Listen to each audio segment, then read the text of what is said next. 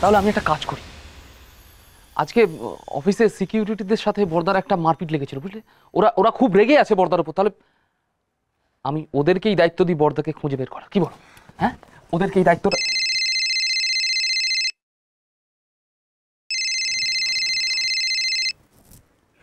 সুজয় বাবু আমাকে কেন ফোন করছে? কে কে কার ফোন বললেন? হ্যাঁ সুজয় বাবু বলুন। হ্যালো বিমান বাবু, আমি সুজয় বলছি। আমার গাড়ি খুব বড় অ্যাক্সিডেন্ট হয়ে গেছে, ম্যাম মারাত্মক ইনজুর্ড।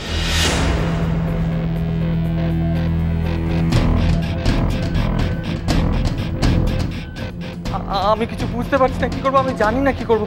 আপনি প্লিজ প্লিজ প্লিজ যদি একবার আসেন তাহলে। কি, আপনার গাড়ির অ্যাক্সিডেন্ট হয়েছে? ও, তাহলে তো আপনি খুব বিপদে পড়ে আছেন। আপনি কোথায় আছেন এখন? আমি আসছি, এক্ষুনি আসছি। আপনি কোথায় আছেন বলুন?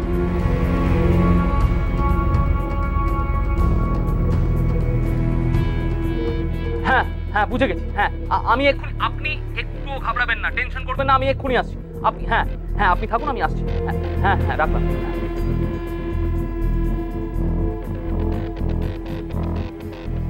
কি ব্যাপার বিমান, কার অ্যাক্সিডেন্ট হয়েছে? কার অ্যাক্সিডেন্ট হয়েছে বলবে তো? আমাদের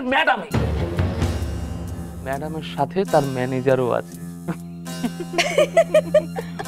মা আমাকে তো এখন ওখানে যেতেই হবে, বোঝো। ওখানে এখন কত রঙ্গ চলবে, সেসব মিস করলে চলে? আমি দাঁড়াও বিমান, আবেগে ভেসে যাওয়ার সময় এটা নয়। অংশুর খোঁজ করো আগে, তারপর অন্য কিছু। কিন্তু মা। কোনো কিন্তু নয়, কোনো কিন্তু নয়। আমি যা বলছি সেটা করো। আগে অংশুর সঙ্গে আমায় কথা বলতে হবে, সেই ব্যবস্থাটা করো, তারপরে মজা দেখতে যেও। তোমার ওই একটুখানি মজা দেখার জন্য আমার সারা জীবনের মজাটা, আনন্দটা আমি শেষ করে দিতে পারবো না। অংশুর খোঁজ আমার চাই, যেভাবেই হোক। আমি এই সুযোগটা হাত থেকে যেতে দেব না বিমান, কিছুতেই দেব না।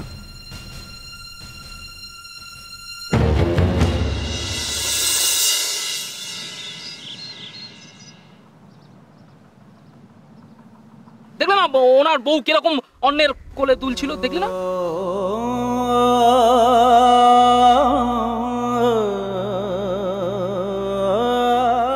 কোথায় যাব এখন আমি? আলো আমাকে সত্যি সত্যি পথে টেনে এনে নামালো। নিঃস্ব ছিলামই, আমাকে আজ সর্বশান্ত করে ছাড়লো।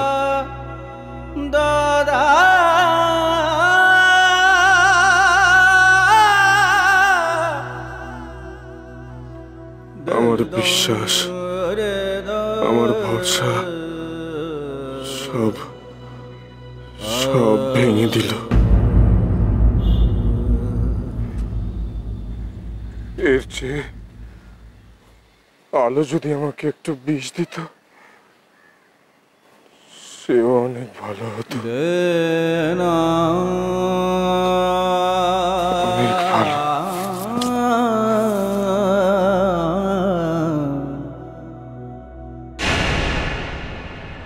হ্যাঁ মুকুন্দ দেখো, যেভাবেই হোক অংশুমান বাবুর খোঁজ আমার চাই, বুঝেছো? হ্যাঁ না তুমি দেখো না, এর মধ্যে আর কত দূর যাবে? তুমি একটু খুঁজে হ্যাঁ একটু খুঁজে দেখো। আসলে কি হয়েছে জানো, এমন একটা কাণ্ড হয়ে গেছে যে এখন ওনার খোঁজ পেতেই হবে, বুঝেছো? তুমি বুঝেছো? হ্যাঁ তুমি একটু দেখো, হ্যাঁ খুঁজে দেখো, যেভাবেই হোক। হ্যাঁ ঠিক আছে, আমি রাখছি, খোঁজ পেলেই জানিও।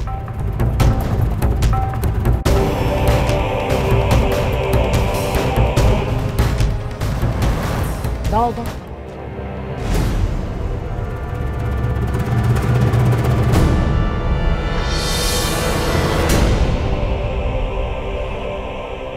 কোথায় পালাবে বাছাধন?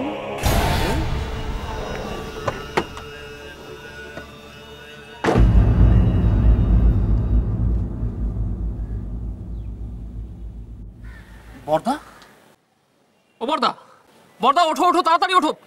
বর্দা, আলোর অ্যাক্সিডেন্ট হয়েছে।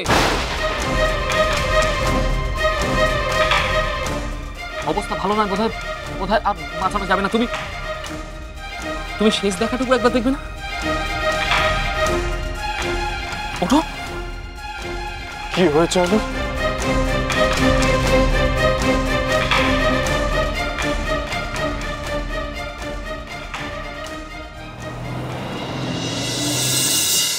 আই এম সরি স্যার, আপনি যদি ফর্মটা ফিল আপ না করেন তাহলে কিন্তু আমার পক্ষে আপনাকে কোনো রকম সাহায্য করাই সম্ভব নয়।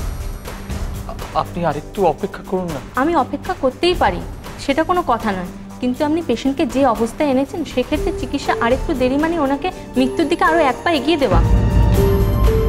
আমি বুঝতে পারছি, কিন্তু বুঝতেই যখন পারছেন তাহলে ওনার জীবন নিয়ে এভাবে ঝুঁকি নিচ্ছেন কেন?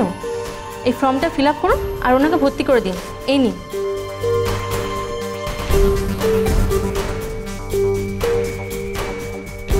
এবার সিদ্ধান্ত আপনার, যা করবেন করুন, আর কিন্তু দেরি হলে পেশেন্টকে চোখের সামনে মরতে দেখতে হবে।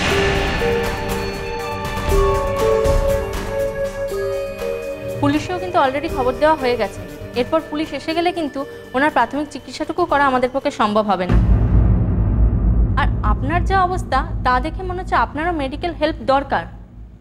ওকে আমি চোখের সামনে এভাবে শেষ হয়ে যেতে দেখতে পারবো না, কিছুতেই পারবো না। যা হবার হোক, আমাকে আমাকে আগে ওর কথাটা ভাবতে হবে।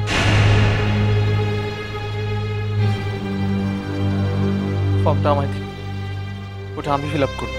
নিন, এখানে অ্যাড্রেসটা লিখুন।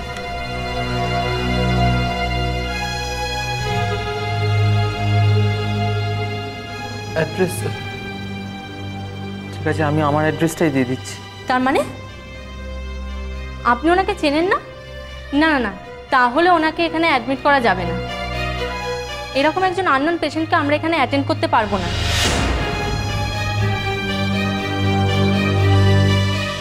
সরি, আপনি ওনাকে নিয়ে অন্য কোথাও যান প্লিজ। না না, তা কেন?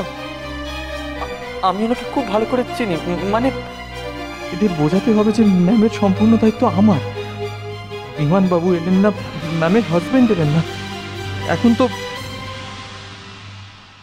আমি ওনার সব কিছু। সব কিছু মানে? আপনি ওনার হাজবেন্ড তো?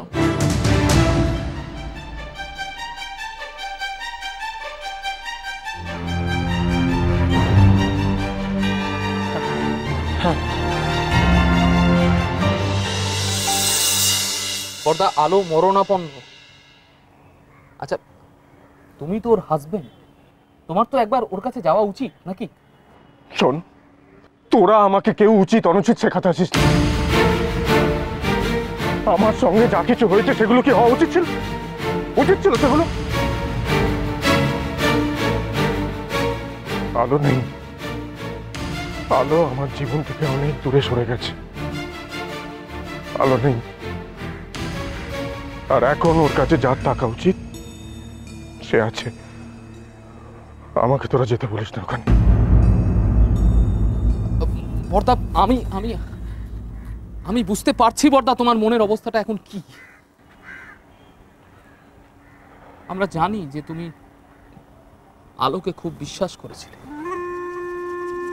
আর কেউ না জানুক, আমরা তো সবটা জানি। আর তারপর যা ঘটলো,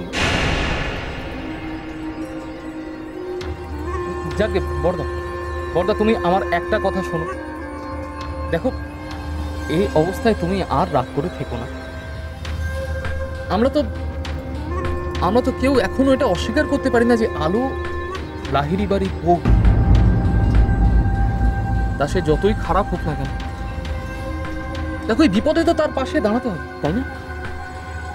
তুইও দাদাদের খবর দে, যা করার ওরাই করবে। কিন্তু দাদাদের খবর দিয়ে কি হবে বর্দা?